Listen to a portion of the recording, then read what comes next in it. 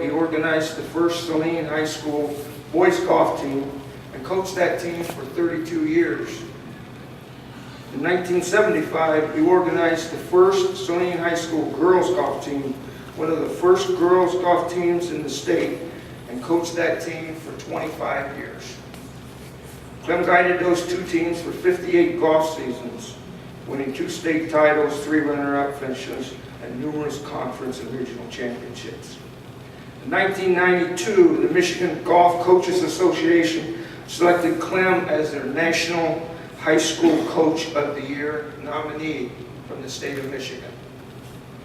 Also in 1992, he was inducted into Berwick, Pennsylvania's Area School District's Athletic Hall of Fame, where he had been a member of the football, basketball, and baseball teams. In 1998, he was inducted into the Michigan Golf Coaches Association Hall of Fame.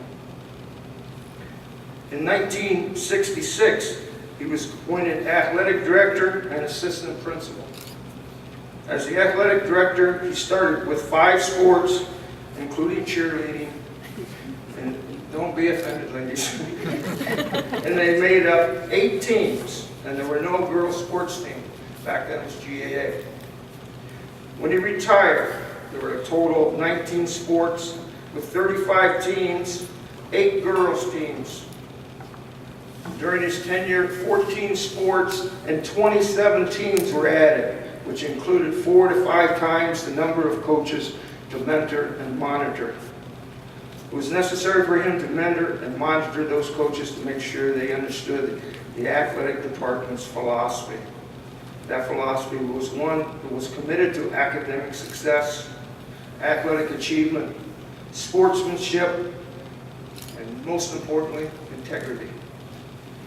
As administrator, just as he had mentored and monitored the coaches, he held the teachers to high standards. He wanted each student given the tools necessary to lead a successful and productive life. As administrator, he always gave his honest opinion to his peers. I'm sure Mr. T. Globe can help me out there. Sometimes they agreed with him, other times they disagreed. But he was always up front, and they always knew where he stood. But you know, he was always a teacher. As a student, you were held accountable.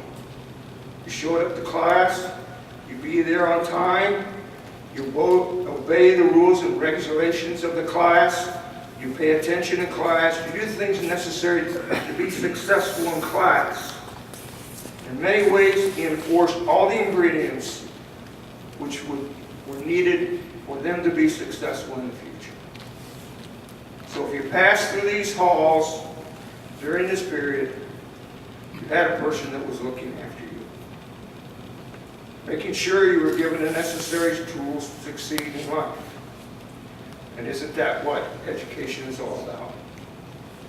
It wasn't an easy job, but it was one that Clem dedicated himself to do. And of course, he was a dedicated father and husband. A father to his daughter, Kathy, and his sons, Joe, Tony, and John, and to a very supportive wife, Janet. In closing, I would like to say that a man like Clem Corona only comes along once in some lifetimes.